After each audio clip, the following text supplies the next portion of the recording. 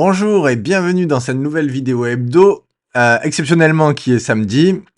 Si tu me connais pas, je suis Fabien Vanni, donc je suis investisseur depuis Maurice. Et je te partage en toute transparence ma stratégie avec où je vais chercher de la rentabilité sur des cryptos que je ramène sur une méthode bon père de famille via des ETF tout simplement, où j'investis par DCA. Donc je combine un peu ces deux stratégies et ça me permet de voir aujourd'hui le résultat de la semaine et de voir que j'ai un rendement qui est plutôt quand même que je commence à trouver acceptable, qui est autour des 23% rendement apparemment sur 2 ans. Mais en fait, j'ai commencé ce portefeuille novembre 2024. Aussi, cette performance est sur donc mon portefeuille qui a un peu moins de 1 an. Donc c'est tout à fait acceptable. On va voir dans cette vidéo l'état de santé de mon portefeuille.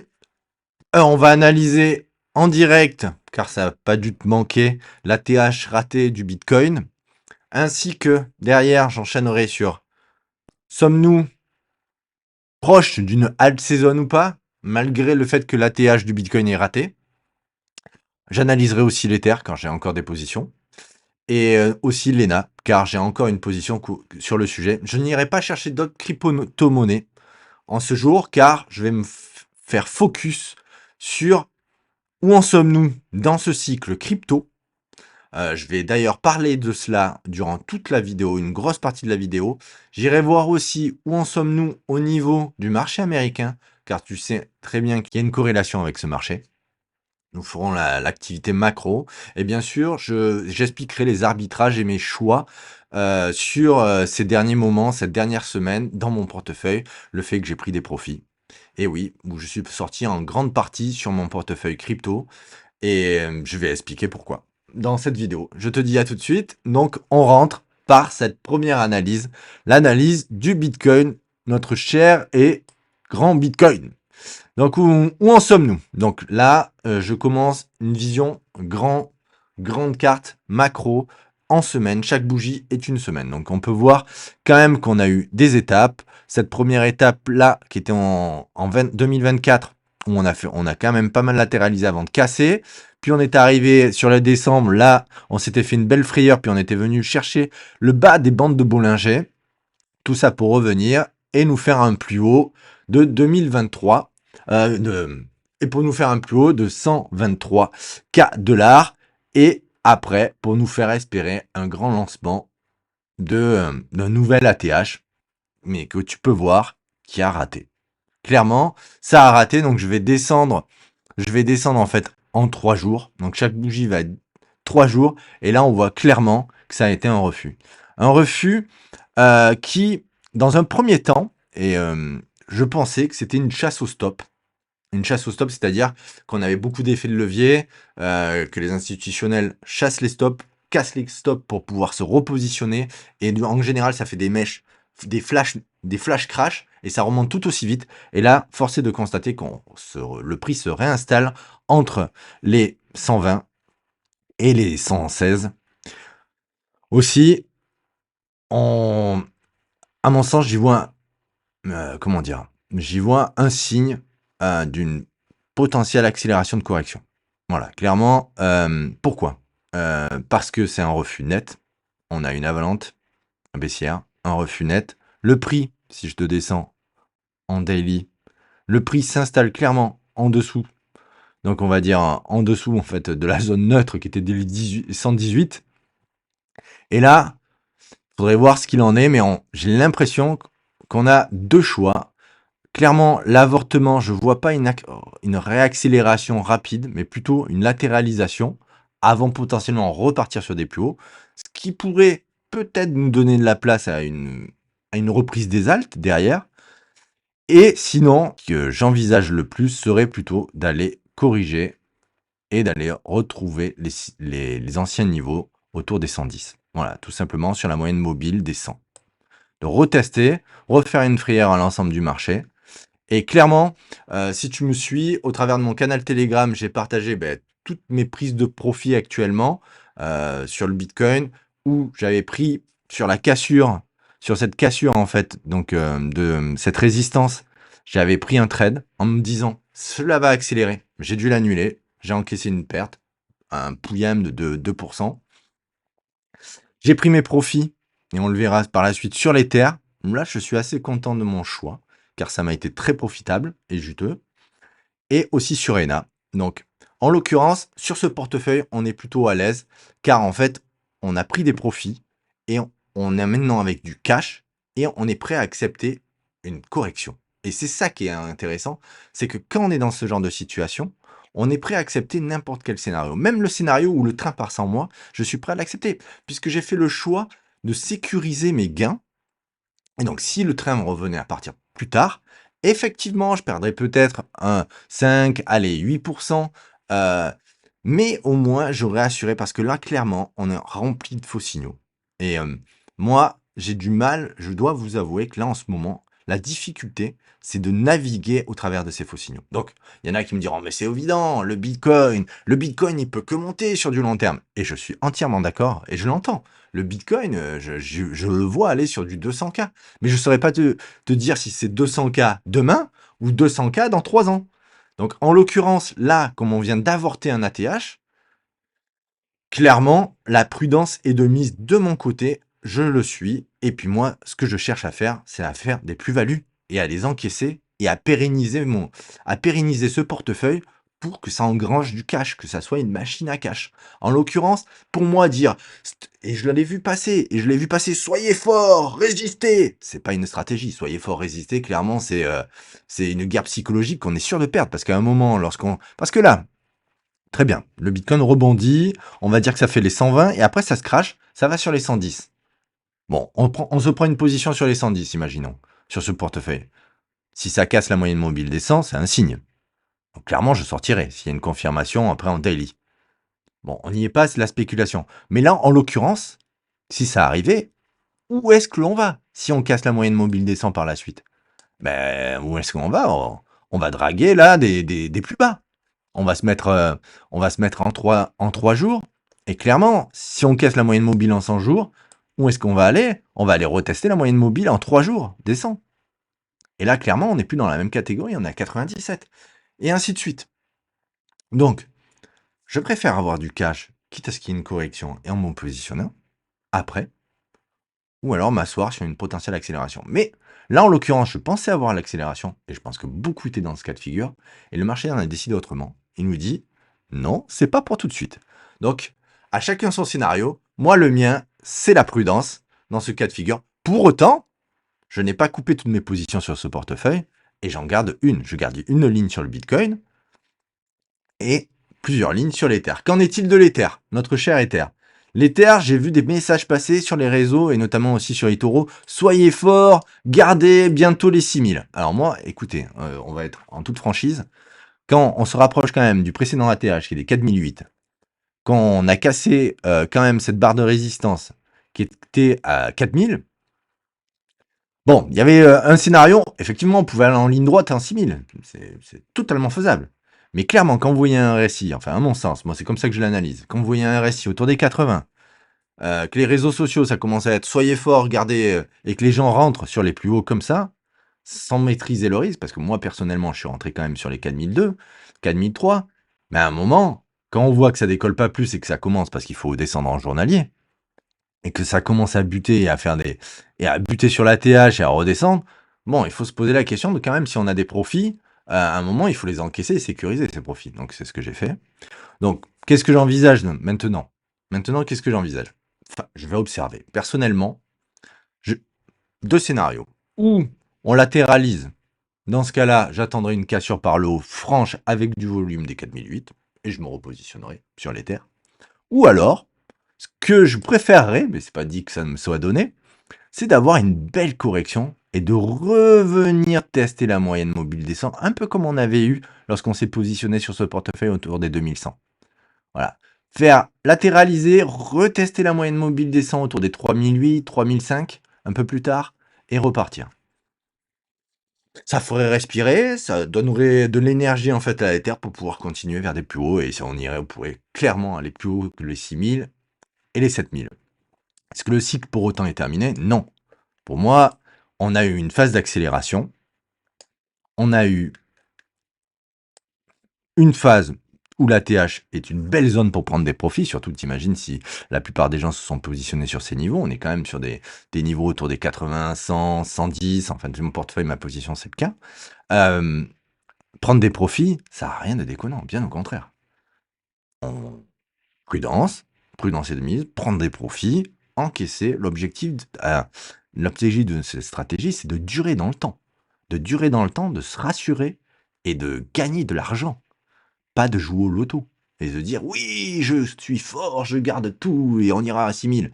Non, ça c'est pas une stratégie. Hein, je le répète encore parce que ça me choque aux yeux de voir encore des comportements. Bon, c'est sûrement des novices ou des gens qui débutent et on est tous passés par là. Mais d'avoir cette assurance que le marché va aller jusqu'à 6000 sans s'arrêter, je dois avouer que ça me perturbe.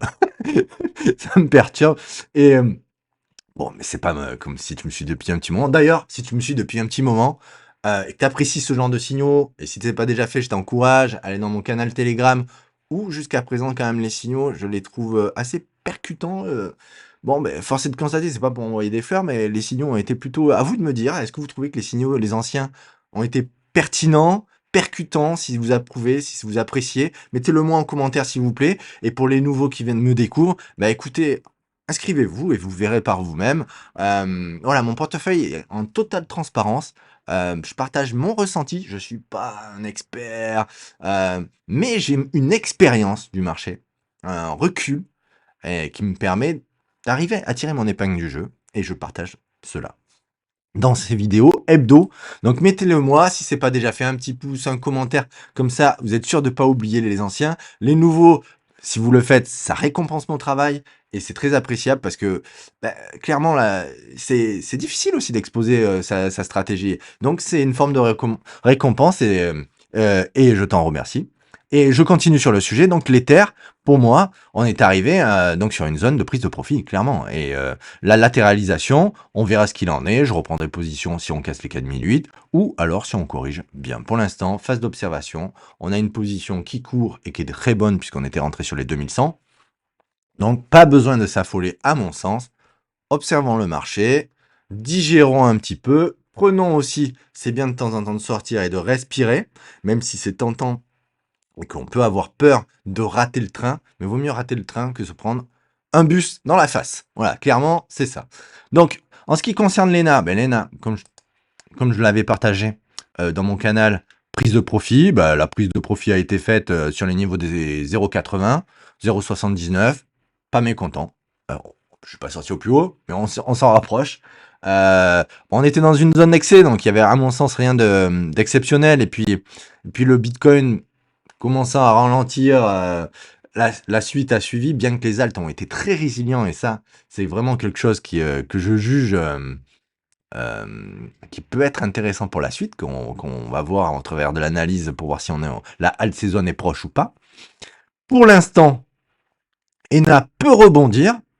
On a pris nos profits, donc je laisse courir une ligne. Tu sais, j'avais 3 cartouches. Une cartouche, là, je dois avoir 20, 25, on ira voir en profit pour l'instant. J'avais pris les cartouches d'après, histoire d'encaisser un petit peu mes profits. Sur les 0,80, on est bien. Au pire, on a au mieux, on a une phase de consolidation. Et clairement, je remettrai des cartouches parce que c'est une crypto-monnaie que j'aime bien suivre. Parce que versus BTC, la pattern est vraiment en total accord avec celle que je vois versus USD, et ça, c'est ce que j'aime. Ça, c'est ce que j'aime. On fait des sommets toujours plus hauts, des corrections où c'est de plus haut aussi. Donc, on est dans une tendance haussière versus BTC, haussière versus USD. Il est possible qu'elle continue, qu'elle latéralise un peu pour respirer, pour pouvoir après aller exploser vers le plus haut. Donc, celle-là, je la garde dans mon portefeuille. On est bien positionné. Et pour l'instant, je n'irai pas voir d'autres cryptos. Je ferai une analyse suivant comment va se situer le Bitcoin cette semaine qui, à mon sens, sera décisive. Et pourquoi elle sera décisive? Parce que le Bitcoin frôle, comme on a pu le voir, on va se mettre en weekly. Le Bitcoin a bien clairement cassé et confirmé la cassure de de son support des 60. On a clairement clôturé en dessous Donc, à voir si on va le réintégrer, si c'est un faux signal et que l'on le réintègre. En l'occurrence, tu le sais, il y a 2 critères que je regarde pour voir si on se rapproche d'une alt saison. Le premier, c'est un renversement de la tendance. Clairement, c'est ça. Le deuxième, on l'a. Il est en cours ou on l'a. À voir dimanche soir. Ou l'autre, que j'ai partagé sur mon réseau parce que je pensais qu'on avait la cassure, c'est de revenir intégrer. Donc là, je vais un peu grossir et je vais le mettre en journalier. C'est que là, tu vois, on a une belle pattern qui est en train de se construire et qui travaille ce niveau, cette résistance des 0,34. Clairement, 0,34,3, qui la travaille. Et moi, ce que j'aimerais voir, là, chaque bougie, c'est de la casser et clairement confirmer cette cassure. Puis, après, en semaine, casser aussi la moyenne mobile descente. Tu vois qu'elle avait fait office de rejet dans le précédent essai. Donc là, j'aimerais bien voir cette pattern-là. Et pour moi, si ces deux, donc la dominance et le total 3, excluant le BTC, l'Ether et les stablecoins, confirment ce retournement par ce que je viens d'expliquer, là, on pourra dire qu'on est en alt season. Mais pour l'instant, on est loin de ce cas de figure et ça va dépendre, à mon sens, de ce que va nous donner le Bitcoin. Si le Bitcoin corrige énormément, je ne vois pas les alts résister. Ou alors on rentrerait, tu sais, dans le fameux dark alt season, c'est-à-dire les alts résistent mais baissent et le Bitcoin baisse beaucoup plus. Bien que c'est ce qu'on a vu un petit peu là cette semaine quand même. Le Bitcoin a plus corrigé que certaines alts et notamment de l'Ether. Donc affaire à suivre, cette semaine, tu l'auras compris, elle va être assez charnière pour savoir si on latéralise, si on corrige ou si le Bitcoin tout simplement donne le relais aux alts. C'est envisageable, rien n'est à exclure. On est plutôt agréable parce que on a du cash. Donc je continue à analyser, bien sûr de mon côté, quelques alts que je trouve pertinentes, qui sont résilientes, qui versus BTC commencent à donner des signaux de retournement et d'accélération potentielle de hausse. Beaucoup, c'est ce que je disais avec Bertrand que je salue dans un coaching privé, beaucoup sont dans des configurations où on atténue la volatilité et on dirait prête à exploser. Donc, on sent qu'il y a quelque chose qui se passe sous le tapis. Mais c'est pas parce qu'on a cette impression-là que c'est ce qui va se passer. Il faut que ça soit confirmé par des indicateurs. Et en l'occurrence, je viens de te partager les principaux que je suis sur ce sujet-là. Donc, une fois que ça s'est dit et que on a vu toute cette partie crypto, qu'en est-il au niveau du SP500 ? Parce que, comme tu me le suis depuis un moment ou si tu me découvres, je fais un ETF SP500 ainsi que des small cap value, on le verra dans le portefeuille après, et je le fais ça en DCA. Mais parce que je vais chercher un peu plus de rendement sur les cryptos, que je les ramène. C'est aussi pour ça que je prends du cash. C'est parce que ça me permet de sécuriser. Et là, je pense que je vais faire un DCA ce 20 du mois sur mes ETF. Parce que ça me permet de sécuriser et d'atténuer ma volatilité.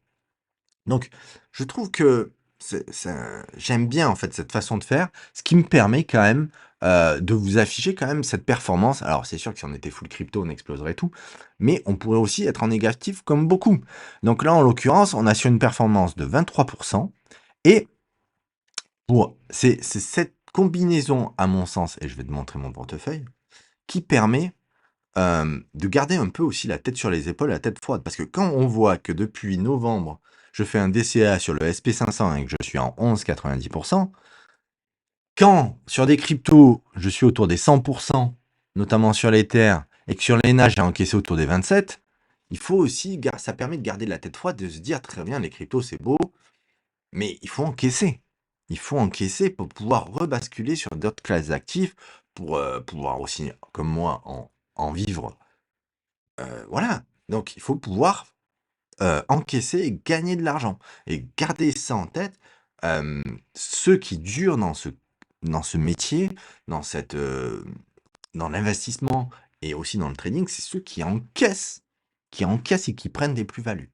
Donc il ne faut pas avoir peur, même si, à mon sens, toujours, et même toujours pour moi, c'est difficile de couper une position. J'ai coupé une position de l'Ether sur lequel j'étais autour des 100%. Ça m'a un peu chatouillé. mais je sais que c'est le bon choix. C'est le choix qui permet de continuer. Et donc, on va revenir sur le SP500, parce que là, c'était pour te montrer un peu la philosophie, ce que je suis et mon leitmotiv. Mais le SP500, qu'en est-il? Donc, le SP500 cette semaine, ben voilà, nous confirme toujours qu'il est en bull market. Voilà, donc pas d'affolement. Pourtant, il y avait la rencontre entre Poutine en Alaska et Trump. J'ai pensé que ça allait donner plus de volatilité. Ça n'a pas été le cas. On voit clairement qu'on donne encore le signal. On pointe le nord et on dit c'est bon, la route est tracée. Donc, continuer son DCA en la mode papa, c'est pas déconnant. La route est tracée. J'ai envie de dire pour l'instant. On n'est pas à l'abri, bien sûr, d'un aléa, d'un signe noir qui viendrait retester. Et moi, je m'attendais à ça, qu'on revienne tester les 6000, mais le marché fait pas ce que je veux. Il n'a pas décidé de respirer maintenant, il a décidé de montrer le nord, la route assure, c'est-à-dire de la croissance dans le marché américain, malgré apparemment les signes de l'inflation qui sont pas ceux attendus. Donc, une, une fois qu'on en est là, je voulais quand même aussi signaler que mon autre ETF, celui sur les small caps américaines, a donné quand même un petit soubresaut. Jusqu'à présent, il était clairement à la cave. Je crois que je suis à 0 alors que le SP500 est proche de 11 en termes de rentabilité.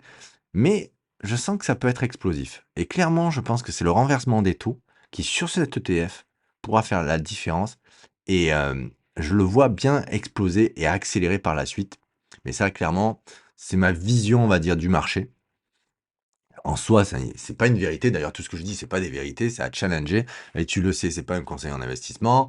Je suis un investisseur expérimenté. J'arrive à tirer mon épingle du jeu et à rajouter beaucoup de beurre dans les épinards. Mais tu dois challenger cet avis. Tu dois te forger ton avis. Clairement, ça m'a été posé la question par Rully, puis après il a dû faire son timide, il a retiré du canal Telegram en me disant est-ce que tu avais prévenu non, est-ce que tu avais prévu la correction du BTC parce que j'ai pris mes profits juste avant qu'il y ait une autre mèche d'accélération. Non, je ne l'avais pas prévu, juste les signaux et mes scénarios m'ont permis de prendre des profits à ce moment-là car je voyais que le marché était hésitant et quand le marché est hésitant comme ça, je préfère clairement, et là tu le vois, je préfère clairement, comment dire, je préfère clairement prendre des profits et quitte à ce que je regarde à petit près avec des pop-corn, le temps que je retrouve des signaux qui me confirment une tendance haussière à nouveau, tout simplement. Et la question était, est-ce qu'on peut te suivre sur eToro? Oui, vous pouvez me suivre sur eToro. Je mettrai mon lien de parrainage, ça me permet de gagner quelques sous si vous tenez à me suivre. Mais c'est pas ce que je préconise. Ce que je préconise, c'est l'apprentissage personnel. Après, on peut faire ça en deux phases. Vous me copiez une partie sur eToro et en même temps vous apprenez. C'est possible aussi, mais c'est pas ce que je préconise. Je préfère que chaque personne se challenge son avis, se crée son propre mindset pour durer dans le temps. Parce que si jamais je venais à disparaître, bah, il faut que vous puissiez continuer, vous, de votre côté. Donc, c'est ce que je prône comme discours. Voilà, j'ai fait un petit peu le tour. On a fait, donc maintenant, oui, bon, je me suis débarrassé d'une vieille action, bon, sur laquelle c'était pas franchement une réussite. Au début, quand je savais pas trop quoi donner comme stratégie, parce que je fais un peu de value aussi en perso. Donc là, j'ai préféré faire la stratégie que j'apprécie le plus, c'est-à-dire ETF à la papa, crypto pour aller chercher plus de rentabilité via cette volatilité sur cette classe d'actifs. En l'occurrence, donc j'ai sucré ce Guiman Corporation là, je l'ai sucré parce que je trouvais qu'elle faisait tache d'huile et puis j'ai eu un signal vers le bas qui a été réalisé, donc je l'ai coupé. J'ai coupé cette perte là. Pour autant, qu'en est-il maintenant? Je garde mes ETF comme ils sont, pas de rééquilibrage particulier. Je t'ai donné ma route personnelle en ce qui concerne, je compte faire un DCA ce mois-ci autour du 20 sur les ETF que j'ai. Je vais peut-être pas rajouter sur les bonds parce que j'estime qu'à hauteur de 6% c'est suffisant. pour moi, sur ce portefeuille, en tout cas là. J'ai un peu d'énergie au niveau de total qui est un peu revenu, donc tant mieux, tant mieux. Qu'en est-il? Tant mieux, bah, rien de plus à dire. Qu'en est-il des statistiques? Oui, ah oui, j'avais dit que mon objectif était d'arriver sur 10 points d'ici la fin de l'année. Donc j'avais dit que mon objectif c'était d'arriver sur 10 points d'ici la fin de l'année parce qu'elle avait été périlleuse. Donc je vais vous montrer ça au niveau des statistiques. On se rapproche, sur l'année on est autour des 8, donc il me faut aller chercher encore 2% pour atteindre mon objectif annuel, qui était autour de 10. Bon, on pourra faire peut-être beaucoup plus, hein. En fait, au final, je pensais pas coût me permettrait de dégager autant. Donc, à voir si, comment se configurera le marché. Mais, voilà, les 10, je pense, sont largement atteignables. Un 12, pourquoi pas, 12-13. Ça me plairait bien. À voir pour, tout en gardant bien sûr une maîtrise du risque que tu juges que je veux pas dépasser les 5 et tu sais pour moi c'est important. On est allé sur le portefeuille, eh ben là, au bout d'1 an, ça y est, messieurs, dames, je suis passé devant le SP500 et c'est ce que je veux faire croître dans le temps. Je suis à 21,80 contre le SP500 qui est à moins de 16.